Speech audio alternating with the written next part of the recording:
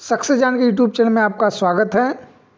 इस वीडियो में आपको प्राथमिक स्तर का जो पेपर हुआ सीटेट का, उसमें जो पेडोलॉजी का भाग था, मतलब बाल विकास और शिक्षा शास्त्र का है, वो प्रश्न पत्र लेकर आया हूँ। उसका प्रश्न पत्र और साथ में उसके उत्तर को लेकर आया हूँ। दोस्तों, ये उत्तर जितने भी हैं एकदम सटीक हैं। आइए हम देख लेते हैं पहले प्रश्न को। तो पहला प्रश्न आपका पूछा गया था। पहला प्रश्न जो आपका है यहाँ पर, ये दर्शा रहा है लैंगिक रूढ़िवादिता को। तो आपका उत्तर हो जाएगा इसमें पहला ऑप्शन जो आपका ये सही है। अगला प्रश्न देखते हैं, एक प्रगतिशील कक्षा में। तो आपका उत्तर इसमें हो जाएगा ऑप्शन नंबर तीसरा, ज्ञान की संरचना के लिए प्रचुर मौके प्रदान करना चाहिए। तीसरा प्रश्न देख लेते हैं। तीसरा प्रश्न जो पूछा गया था उसका उत्तर होगा स्कैफोल्डिंग अधिगम के लिए पाड़ या आधारभूत संरचना का काम करेगी। ये उत्तर आपका सही है दोस्तों। स्कैफोल्डिंग को पाड़ या आधारभूत नाम से भी जानते हैं। चौथा प्रश्न जो आपका है उसमें पूछा गया था, बच्चों के समाजीकरण के संदर्भ में निम्न में कौन सा कथन सही है। तो आपका उत्तर होगा विद्यालय समाजीकरण का द्वितीय कारक है, परिवार समाजीकरण का प्राथमिक कारक है। आपको पता है, ऑप्शन नंबर पहला आपका सही है। पांचवा प्रश्न पूछा गया था, बहुबुद्धि का सिद्धांत जोर देता है किस पे। तो आपका उत्तर हो जाएगा ऑप्शन नंबर तीसरा, बहुबुद्धिता की विभिन्न दशाएं।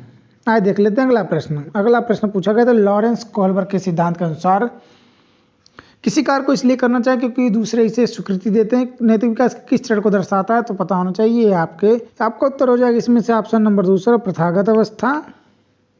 अगला प्रश्न लेव वाइगोस्की के संबंधित था, तो आपको पता होना चाहिए। इस सांस्कृतिक उपकरणों पर ध्यान दिए थे। इनका उत्तर हो जाएगा ऑप्शन नंबर पहला। जीन पियाजे के बारे में पूछा गया था, किससे संबंधित आपको पता है। जीन पियाजे स्कीमा मनोबंध से संबंधित है। अगला प्रश्न देखते हैं। अगला प्रश्न आपको पूछा गया, जीन पियाजे के संज्ञानात्मक विकास के सिद्धांत में पूर्व संक्रियात्मक अवस्था विकास का मुख्य गुण क्या है। तो इसका मुख्य गुण आपको पता है, विचार और सोच में केंद्रीकरण होगा। ये आपका उत्तर सही है। ये सीरीज जो है ये एम सीरीज है। आपका जो भी सीरीज होगा क्वेश्चन आगे पीछे हो सकता है, आप मिला लीजिएगा। 10वां प्रश्न पूछा गया था, कौन सा कथन सही है विकास के संदर्भ में। तो विकास बहुआयामी है, ये उत्तर आपका सही है। 11वां प्रश्न पूछा गया, जन्म से किशोरावस्था तक बच्चों में विकास किस क्रम में होता है। तो यहाँ पर ऑप्शन नंबर पहला आपका सही है, सांवेदिक, मूर्त, उसके बाद अमूर्त।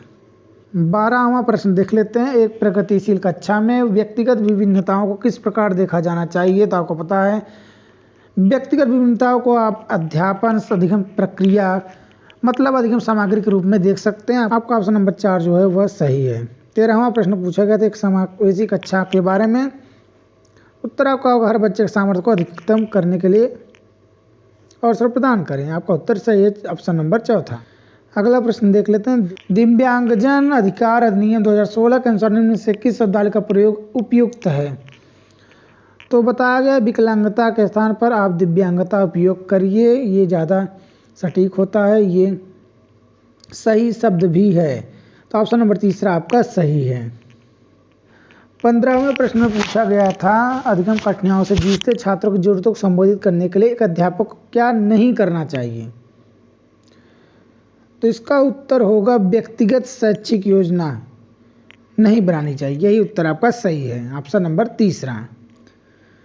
16वें प्रश्न में पूछा गया था, सृजनात्मक की पहचान का प्रमुख लक्षण क्या होगा। तो दोस्तों, अपसारी चिंतन बालक जो होते हैं वह सृजनात्मक के प्रमुख लक्षण ही होते हैं। ये ऑप्शन नंबर दूसरा आपका सही है।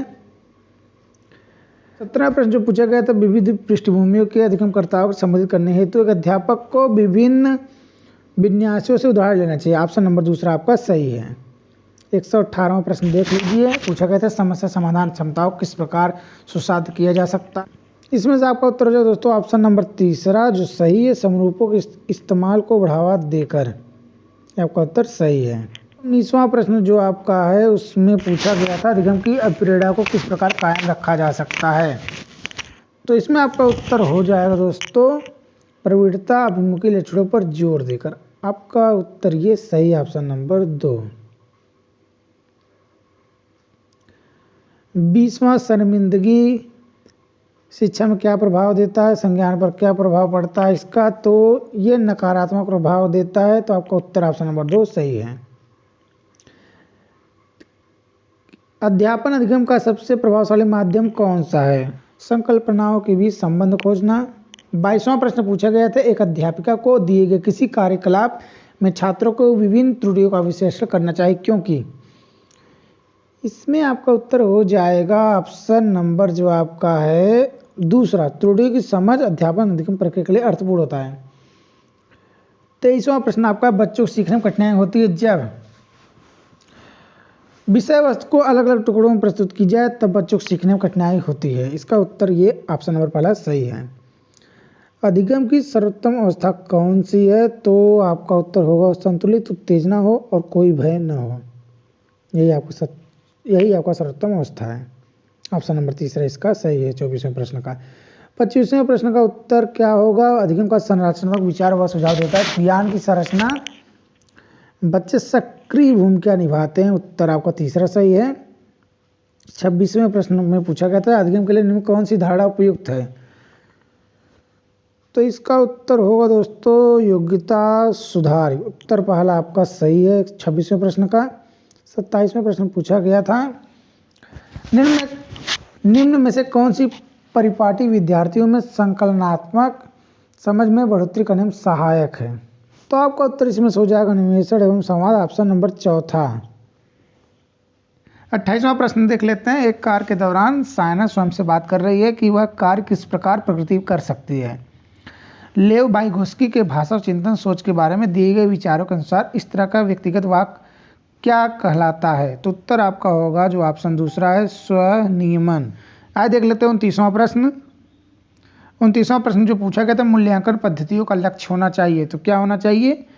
तीसरा जो ऑप्शन आपका है ये सही है, विद्यार्थियों की जरूरतें एवं आवश्यकताओं की पहचान करना। बाकी सभी ऑप्शन गलत हैं। 30वां और अंतिम प्रश्न जो आपका पूछा गया था, बच्चों के विकास की व्यक्तिगत विभिन्नताओं को किस प्रकार प्रतिरूपित किया जा सकता है? तो इसमें से आपका उत्तर हो जाएगा ऑप्शन नंबर चौथा, आनुवंशिकता एवं पर्यावरण की पारस्परिकता पर। तो दोस्तों अगर वीडियो पसंद आए तो वीडियो को लाइक करना ना भूलें, चैनल को सब्सक्राइब कर दें। धन्यवाद।